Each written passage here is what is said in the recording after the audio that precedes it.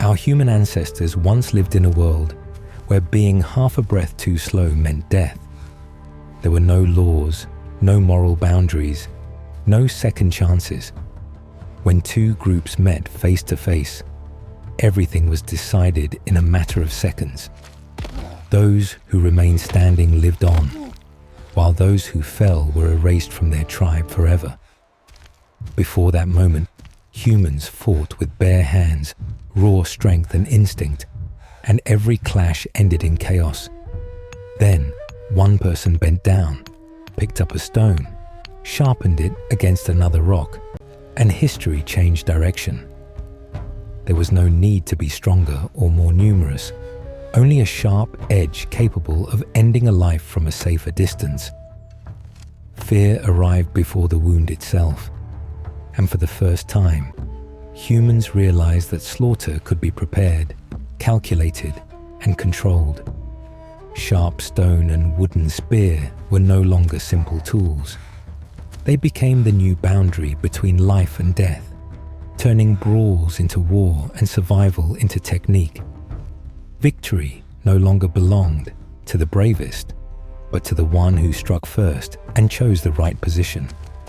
If you are interested in stories like these, stories about how our human ancestors learned to slaughter, intimidate, and dominate one another in order to survive, subscribe to this channel to give us the motivation to continue creating and telling even deeper and more brutal stories about humanity's prehistoric past. And now, let us return to the moment when sharp stone and wooden spear first appeared, to understand why from that point on, the primitive world was never truly safe again. Before sharp stone and wooden spear existed, conflict between human groups unfolded in the most primitive and dangerous way possible.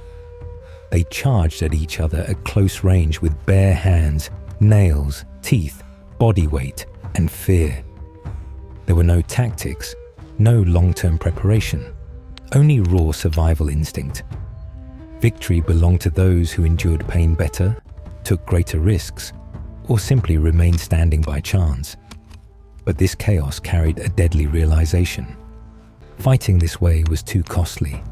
A single misstep, a brief hesitation, or a moment of exhaustion could cost a tribe its best hunter, its strongest protector, or the only one who knew the way home. Survival demanded a different solution, one that began by pushing death farther away than an arm's length. Sharp stone did not appear as a brilliant invention. It emerged from cold observation. When a broken shard caused deeper wounds, bled faster, and stopped an opponent more effectively, humans remembered. When a sharp edge made others hesitate instead of charging forward, humans learned that fear could arrive before contact. Sharpening stone was not about beauty, but about control. From the moment stone was intentionally sharpened, conflict was no longer about who was stronger, but who was better prepared. Groups armed with sharp stone did not rush into chaos.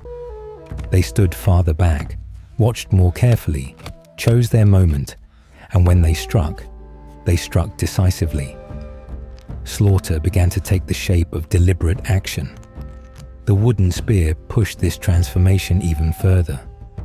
When a sharpened stone was fixed to the end of a wooden shaft, death was pushed several steps farther away. That distance changed everything. It allowed attack without direct contact, domination without immediate danger, and enabled a single individual to threaten many others. The spear turned violence into a skill that could be practiced, refined, and taught. Power no longer rested solely in muscle, but in positioning, timing, and control. One person holding a spear, standing correctly, could force several unarmed opponents to retreat without striking a blow. The weapon spoke first, and fear followed. With weapons came a new way of thinking about conflict. Humans no longer waited for violence to erupt by chance. They began to strike first.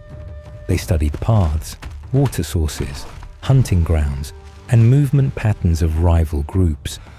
Weapons did not just change how slaughter happened, but when it happened. Attacks occurred when the enemy was unprepared, not when both sides were ready. From this moment, insecurity became constant. No one was truly safe, even when the fire burned and the night seemed calm.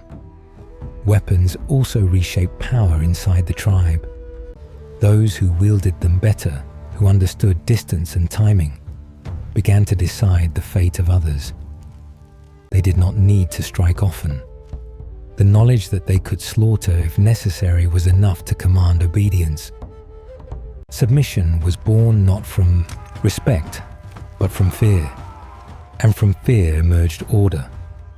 A fragile order built on the ability to inflict damage faster than anyone else.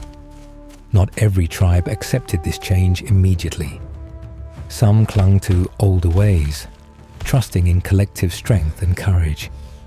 But courage collapsed when faced with weapons. Early encounters between armed groups and unarmed ones often ended swiftly and brutally. Witnessing a companion fall to a stone blade shattered faith in the old ways. Fear spread faster than any warning. From then on, weapons ruled not only bodies, but minds. As more tribes adopted sharp stone and wooden spear, conflict grew more complex. Violence no longer ended after a single clash. Revenge followed. Preemptive strikes followed. Ambushes followed. Weapons transformed war into a cycle, where each act of slaughter planted the seed for the next. The most terrifying change was familiarity. When slaughter became effective, it became normal. Ending another life stopped being a shock and became a strategic option. Anyone deemed a threat was removed. Anyone blocking survival became a target. At that moment, humanity crossed a threshold. Violence was no longer a reflex, it became a tool. And once violence became a tool, war became inevitable. Once sharp stone and wooden spear appeared, conflict no longer ended with a single encounter. It left echoes. Each raised weapon threatened not just an individual, but an entire tribe. Fear traveled faster than memory, and the story of one slaughter spread farther than any warning. War no longer needed to happen in front of one's eyes to be effective. Knowing that the enemy possessed weapons was enough to force retreat, alter routes, abandon hunting grounds, and disrupt sleep. Weapons turned insecurity into a permanent condition. No one felt truly safe, even in silence. Power shifted accordingly. Those who mastered weapons, distance, and timing gained authority over others. They did not need constant violence. The proof that they could slaughter if required was enough. Obedience emerged from fear, and from fear came structure.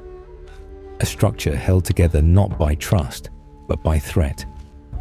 Preemptive violence became the safest choice. Waiting meant vulnerability. Striking first meant control. Humans watched more carefully, planned more precisely, and attacked when others were weakest. Fairness vanished. Survival replaced it. The most dangerous change came when violence became familiar. Slaughter stopped being shocking and became strategic. Threats were eliminated. Obstacles were removed. Humanity stepped into a new phase, where violence was no longer instinct, but instrument. And once violence became an instrument, the cycle of war could no longer be broken. From the moment sharp stone and wooden spear appeared, human survival was no longer guided by chance alone. It depended on preparation, fear, and control of distance. Those primitive tools set humanity on a path with no return. A path where violence became part of order and war became inevitable. When weapons were born, the last innocence of the primitive world disappeared, and power shifted into the hands of those who knew when to strike. The question is this: if you had lived in that prehistoric world, standing before sharp stone and wooden spear, Would you choose to be the one who holds the weapon, or the one who avoids it to survive one more day? Share your thoughts in the comments, because your perspective helps keep these stories alive and evolving. Thank you for watching until the end. Wishing you good health, clarity in understanding humanity's past, and I look forward to seeing you in the next story.